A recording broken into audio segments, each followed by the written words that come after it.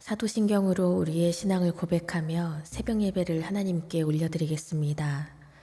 전능하사 천지를 만드신 하나님 아버지를 내가 믿사오며 그 외아들 우리 주 예수 그리스도를 믿사오니 이는 성령으로 잉태하사 동정녀 마리아에게 나시고 본디오 빌라도에게 고난을 받으사 십자가에 못 박혀 죽으시고 장사한 지 사흘 만에 죽은 자 가운데서 다시 살아나시며 하늘에 오르사 전능하신 하나님 우편에 앉아 계시다가 저리로서 산자와 죽은 자를 심판하러 오시리라.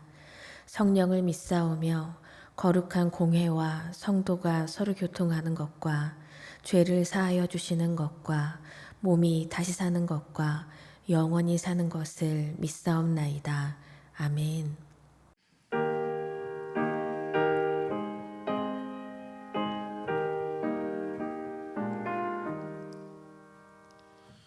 예수 사랑하심을 성경에서 배웠네.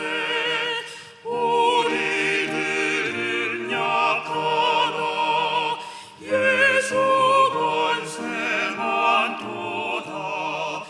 날 사랑하심 날 사랑하심 날 사랑하심 성경에 쓰였네.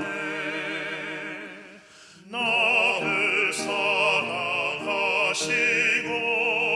나의 죄를 다 씻어 하늘 문을 여시고 들어가게 하시네. 날 사랑하심 날 사랑하심 날 사랑하심 성경에 쓰였네. 내가 연약할수록 더욱 귀히 여기사 높은 보좌 위에서 낮은 나를 보시네. 날 사랑하심 날 사랑하심 날 사랑하심 성경에 쓰였네. 세상 사는 동안에 나와 함께 하시고 세상 떠나가는 날 천국 가게 하소서. 날 사랑하심 날 사랑하심 날 사랑하심 성경에 쓰였네. 오늘 우리에게 주시는 하나님의 말씀은 데살로니가 후서 2장 1절부터 17절까지의 말씀입니다. 형제들아, 우리가 너희에게 구하는 것은 우리 주 예수 그리스도의 강림하심과 우리가 그 앞에 모임에 관하여 영으로나 또는 말로나 또는 우리에게서 받았다 하는 편지로나 주의 날이 이르렀다고 해서 쉽게 마음이 흔들리거나 두려워하거나 하지 말아야 한다는 것이라. 누가 어떻게 하여도 너희가 미혹되지 말라. 먼저 배교하는 일이 있고 저 불법의 사람 곧 멸망의 아들이 나타나기 전에는 그 날이 이르지 아니하리니 그는 대적하는 자라. 신이라고 불리는 모든 것과 숭배함을 받는 것에 대항하여 그 위에 자기를 높이고 하나님의 성전에 앉아 자기를 하나님이라고 내세우느니라. 내가 너희와 함께 있을 때에 이 일을 너희에게 말한 것을 기억하지 못하느냐. 너희는 지금 그로 하여금 그의 때에 나타나게 하려 하여 막는 것이 있는 것을 아나니 불법의 비밀이 이미 활동하였으나 지금은 그것을 막는 자가 있어 그 중에서 옮겨질 때까지 하리라. 그때에 불법한 자가 나타나리니 주 예수께서 그 입의 기운으로 그를 죽이시고 강림하여 나타나심으로 패하시리라.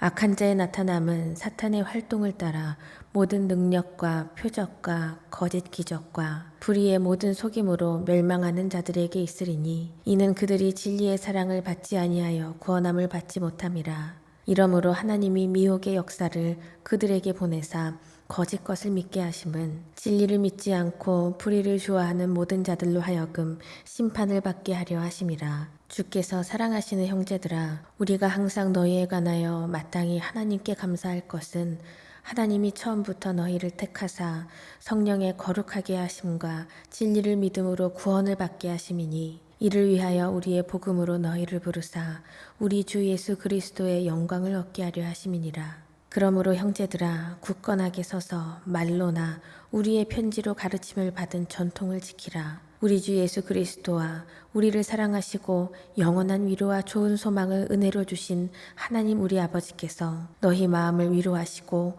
모든 선한 일과 말에 굳건하게 하시기를 원하노라. 아멘. 거룩하신 하나님 감사합니다. 이 시간 우리를 하나님 앞에 귀한 예배자로 부르시고 하나님의 그 부르심에 순종하여 주님 앞에 서게 하시니 감사를 드립니다. 사랑의 하나님, 우리가 살아가는 모든 순간이 하나님의 은혜임을 고백합니다. 죄로 인해 죽을 수밖에 없는 연약한 죄인인 우리를 사랑하시어 예수 그리스도를 통해 대속의 은혜를 베푸시고 그 복음의 진리 안에 우리가 떠나지 않게 하심에 감사를 드립니다. 우리가 믿는 자들로서 예수 그리스도 안의 성도로서 말씀과 기도로 무장하여 나아가게 하여 주시고 주님 다시 오실 때까지 흔들리지 않는 믿음으로 이 땅에서 하나님의 나라를 살아낼 수 있도록 성령의 능력을 더하여 주시옵소서. 때로는 우리를 주님으로부터 멀어지게 하고 미혹하고 두렵게 하는 시험이 오더라도 사람의 시선과 가치에서 벗어나 하나님의 말씀으로 무장하게 하여 주시옵소서. 그리고 날마다 살아계신 주님과 동행하며 거룩한 삶의 자리에서 복음의 진리를 붙잡고 승리할 수 있도록 우리의 마음과 뜻과 생각을 모든 것을 주장하여 주시옵소서. 우리의 모든 것을 주님께 맡기며 예수님의 이름으로 기도드립니다. 아멘. 할렐루야. 오늘도 하루의 귀한 첫 시간을 하나님께 올려드리는 우리 모든 예배자들 위해 하나님 아버지의 크신 사랑과 그 은혜가 충만하게 임하시기를 간절히 축원합니다. 이 시간 성령께서 우리와 함께 하셔서 그 말씀 가운데 하나님 아버지의 마음을 깨닫게 하시고 그 말씀대로 살아갈 능력 주시기를 간절히 소망합니다. 사람이 모인 곳이라면 소통이 가장 중요하다고 해도 과언이 아닐 것입니다. 공동체 안에서 그리고 인간관계에 있어서 어떻게 하면 소통을 효과적으로 할 수 있을까 이런 고민을 하시는 분들도 참 많이 볼 수 있는데요. 저도 마찬가지입니다. 말을 잘 하고 그리고 오해하지 않도록 전하는 것에 많이 신경을 쓰는데요. 그런데도 때로는 가장 답답한 것은 분명하게 의사를 전달하고 기록을 해서 전했더라고 하더라도 잘못 해석하고 오해를 해서 받아들여지는 경우를 결코 피할 수 없다라는 것입니다. 편견이나 선입견이 작용할 때도 있죠. 그리고 분명한 기록이 있는데도 다른 거짓된 정보를 받아들여서 제대로 분별하지 못하여서 그런 일이 일어나기도 합니다. 오늘 말씀의 이 사도 바울도 데살로니가의 그 그리스도인들과 관계에서 이런 문제를 만났습니다. 바울이 데살로니가 교회에 편지를 보내고 오래 지나지 않아서 또 두 번째 편지, 그러니까 이 데살로니가 후서를 이렇게 썼는데요. 그 성도들의 상황을 보니까 그들에게 있어서 이 박해는 더 심해졌고 우리 예수님의 재림에 대해서 그리스도인들이 혼란스러워한다는 것입니다. 그 이유를 보니까 누군가가 거짓 정보를 계속해서 퍼뜨린다는 건데요. 바울이 그러는데 주의 날이 이미 임했다고 하더라. 이렇게 전하면서 예수님이 한밤중에 그 도적같이 이미 임하셨다고 하더라. 당신은 그걸 몰랐다면 그건 당신 책임이지 않을까. 그래서 어떤 이들은 그런 거짓 정보를 듣고 예수님이 우리를 고난 중에 버리셨구나 이렇게 낙심하고 오해하기도 했습니다. 이미 쉽게 흔들려 버린 것이죠. 그래서 자신들이 당하는 고난을 이제 종말이 임박하여서 당한다 이것으로 오해해서 그렇게 잘못 알고 나서 현실을 도피하는 이들도 참 많이 생겨났습니다. 성도로서 우리 주님의 다시 오심 그 재림을 기뻐하는 것이 마땅할 터인데 나도 심판을 받지 않을까 두려운 마음이 앞서는 그런 성도들이 많아졌다는 것이죠. 아예 믿지 않은 이들이 흔들리는 경우는 거의 보지 못했습니다. 흔들릴 일이 없겠죠. 믿더라도 제대로 믿지 않으면, 확실하게 믿지 않으면 흔들릴 수도 있다는 것입니다. 여러분, 예수님의 그 다시 오심, 우리 주님의 재림은 결코 두려움의 대상이 아닙니다. 소망의 빛 가운데서 확신을 가지고 그 믿음으로 굳게 서서 우리 주님을 맞이해야 하는 그 사명이 우리에게 있습니다.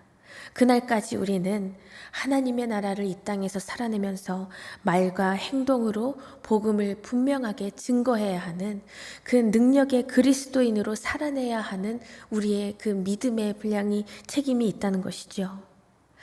이 바울이 데살로니가전서에 이미 말씀하신 이 예수님에 대한 그 재림에 대해서 더 명확하게 또한 확실하게 정리한 것이 오늘 읽으신 이 데살로니가후서 2장 말씀입니다. 먼저 1절 말씀을 보시면 형제들아 우리가 너희에게 구하는 것은 우리 주 예수 그리스도의 강림하신가 우리가 그 앞에 모임에 가나요 이렇게 말씀하고 있습니다. 바울은 이 믿음의 지체들에게 예수 그리스도의 강림에 대해서 그리고 그리스도 앞에 선 그 성도들의 모임에 대해서 말하고자 이렇게 말씀을 열고 있는 것입니다. 이제 이어서 2절을 보시면 영으로나 또는 말로나 또는 우리에게서 받았다 하는 편지로나 주의 날이 이르렀다고 해서 쉽게 마음이 흔들리거나 두려워하거나 하지 말아야 한다는 것이라 이 말씀에 이 편지의 목적이 참 잘 담겨져 있습니다. 주의 날이 이미 임했다고 믿고 또 두려움에 사로잡혀서 그것에 흔들리지 말고 두려워하지 말자 이렇게 권면하고 있습니다. 그리고 성도들을 두렵게 하는 그 오해의 출처가 무엇인가 봤더니 바로 영과 말과 편지라는 것이죠. 내가 하나님의 계시 그리고 환상을 받았다.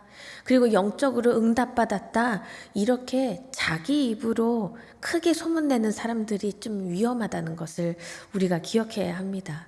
미혹하는 일들이 참 많이 있기 때문입니다. 이 바울의 시대에도 신비한 표적을 행하면서 거짓 증거하는 사람들이 참 많았습니다. 그리고 어떤 사람은 내가 바울과 직접 대화를 한 것처럼 거짓으로 꾸며서 바울이 전한 복음인 척 위장해서 속이는 일들도 참 많았다는 것이죠. 그리고 마지막으로 편지라는 것은 쉽게 말해서 말씀이라고 이해해도 될 텐데요. 그 당시 이 바울이 쓴 편지라고 이렇게 성도들을 안심시킨 후에 거짓 내용을 퍼뜨리고 미혹하는 일들도 있었습니다. 어느 시대나 이 저명한 사람들이 이런 말을 했다. 이게 참 많은 사람들에게 큰 영향을 미치죠. 그런데 사단의 세력들은 이런 점을 이용해서 믿는 자들을 계속해서 넘어뜨리고 있는 것입니다. 지금 우리가 사는 시대에도 여전히 이런 미혹의 세력들이 아주 많이 넘쳐나고 있습니다. 몇 년 전이죠. 한 2015년쯤일 텐데 어떤 사람이 한국에 전쟁이 터질 것이다 이렇게 주장하면서 내가 바로 하나님께 받은 계시이고 그래서 그 내용을 영상으로 올려서 떠들썩해졌던 사건이 있었습니다. 그 사람은 자기 스스로를 선지자라고 예언자에 그렇게 비유하면서 내가 계시를 받았다 이렇게 전했었죠. 그 영상은 급속도로 퍼져나갔었고 정말로 그것을 믿고 한국을 떠난 사람들도 있었습니다. 하지만 일희일비하지 말자라는 목소리가 크게 있었으나 이 거짓된 메시지에 영향을 받아서 혼란을 겪은 이들도 참 많았었습니다. 그리고 늘 이제 성도들을 미혹하는 이 신천지 집단들을 보십시오. 재림 예수님이 이미 왔다. 그들끼리 믿으면서 14만 4천 그 구원의 자격에 우리가 들어야 한다면서 아등바등 하면서 나름의 신앙생활을 하고 있습니다. 수많은 이단들이 거의 비슷한 양상으로 모여서 잘못된 복음, 잘못된 종말을 전하고 많은 사람들을 미혹합니다. 삶이 피폐해지고 가정이 깨어지게 만들죠. 하지만 그리스도의 그 참된 복음은 오히려 피폐하고 깨어진 것을 회복시키는 능력이 있는 줄 믿습니다. 주님의 재림은 사람이 왈가왈부하고 사람이 만들 수 있는 영역이 아닙니다. 믿고 싶은 대로 믿으려고 짜집기해서 나타나는 사건이 아니라는 것을 우리는 확실하게 기억해야 합니다. 그러므로 우리는 영적인 일일수록 다른 것이 아니라 하나님의 말씀으로 점검하는 믿음의 사람들이 되어야 하는 줄 믿습니다. 하지만 데살로니가 성도들은 거짓된 이런 영적 속임수, 거짓된 말과 요즘 말로 치면 가짜 뉴스죠. 그런 것들을 아무 의심 없이 다 받아들인 것으로 보입니다. 고린도후서 11장에서도 말씀했듯이 미혹하는 영은 늘 광명의 천사로 가장하고 있습니다. 그래서 우리는 말씀으로 검증하고 말씀으로 살아내야 하는 그 능력이 우리에게 있어야 한다는 것이죠. 성령님의 조명하심을 통해서 성경을 바르게 알고 바르게 해석할 줄 알아야 한다는 것입니다. 사도 바울은 주의 날이 이르렀다고 하는데 그때의 징조를 경험하지 못해서 의심하고 불안에 사로잡힌 성도들에게 상세하게 설명을 합니다. 3절 말씀을 보시면 누가 어떻게 하여도 너희가 미혹되지 말라. 먼저 배교하는 일이 있고 저 불법의 사람 곧 멸망의 아들이 나타나기 전에는 그 날이 이르지 아니하리니 말씀합니다. 이 주의 날에 대한 큰 특징이 배교와 불법의 사람 곧 멸망의 아들이 출현한다는 것인데요. 요한은 이를 적그리스도라고 표현을 했습니다. 이방신으로부터 돌이켜서 하나님께로 돌아왔지만 다시 이 데살로니가 성도들처럼 다시 복음을 떠나는 것, 이것이 배교입니다. 이 배교자들을 힘입어서 등장하는 자가 바로 불법의 사람 곧 멸망의 아들인데 하나님의 성전에 앉아서 자신이 하나님의 아들이라 자신이 하나님이라 스스로 높이고 주장할 것이다. 이 사도 바울이 말씀하고 있는데요. 사도 바울이 9절에서 말씀에서 이렇게 분명히 밝히듯이 이러한 적그리스도가 나타나는 배후에는 사탄이 있다는 것입니다. 그 악한 자가 능력과 표적과 거짓 기적을 사용해서 사람들을 속이고 자신을 추종하게 할 텐데 그렇기 때문에 우리는 모든 기적과 그 놀라운 기사들 이것이 다 하나님으로부터만 비롯되는 것은 아니다라는 것을 우리는 명확하게 기억해야 합니다.